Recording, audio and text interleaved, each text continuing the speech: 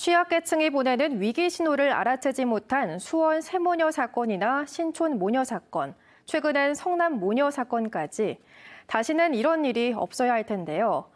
하지만 정부나 자치단체가 이 위기 가구를 일일이 찾아내기란 쉽지 않습니다. 청주시가 지난해부터 동네 이웃을 통해 위기 가구 찾기 사업을 시작했습니다. 김영일 기자입니다. 지난 2월 경기도 성남의 한 다세대 주택에서 70대 어머니와 40대 딸이 숨진 채 발견됐습니다. 생활고를 비관한 것으로 추정되는데 방 안에서는 폐를 끼치고 싶지 않고 집주인에게 미안하다는 유서도 발견됐습니다. 2014년 송파 세모녀 사건 이후 위기가구에 대한 다양한 지원 대책이 마련됐지만 소용이 없었습니다. 사시에서도 주소 거소불명 불명대로 돼 있다고. 현실적으로 공무원들이 생활고를 겪고 있는 위기가구를 일일이 찾아내 지원하기도 어려운 상황입니다. 이런 문제를 해결하기 위해 청주시가 지난해 11월부터 편의점과 아파트 관리사무소, 미용실과 업무 협약을 체결했습니다.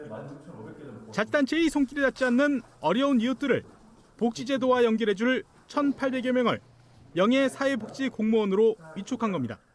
행색이 허름하시거나 또 이제 돈을 꺼낼 때 종이봉투에서 돈을 꺼내신 분들은 거의 다 즉석식품이나 이런 바로 식생활을 할 수 있는 그런 물품을 하신 분들을 좀 연계를 해주. 이들이 찾아낸 청주 지역 위기가구는 10가구 정도. 빚에 시달려 경제적으로 어렵거나 건강이 좋지 않아 도움이 절실하지만 복지 혜택을 받지 못하는 어려운 이웃들입니다.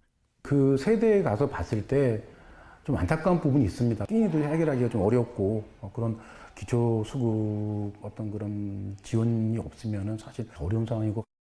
지난해 주변 사람들과 단절된 채 홀로 쓸쓸하게 세상을 등진 사람이 청주에서만 무려 69명. 최근 5년 사이 3배 이상 늘었습니다.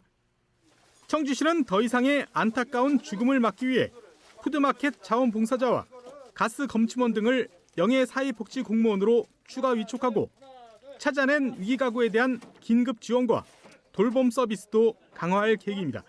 복지 사각지대가 발생하지 않도록 보다 촘촘하고 다양한 발굴 시스템을 구축을 해서 이를 적극적으로 해결하고 지원도 확대해 나가겠습니다. 동네 이웃들이 현실적인 공백을 메우고 제도권 밖에 어려운 이웃을 지키는 복지 안전망이 되고 있습니다. MBC 뉴스 김영일입니다.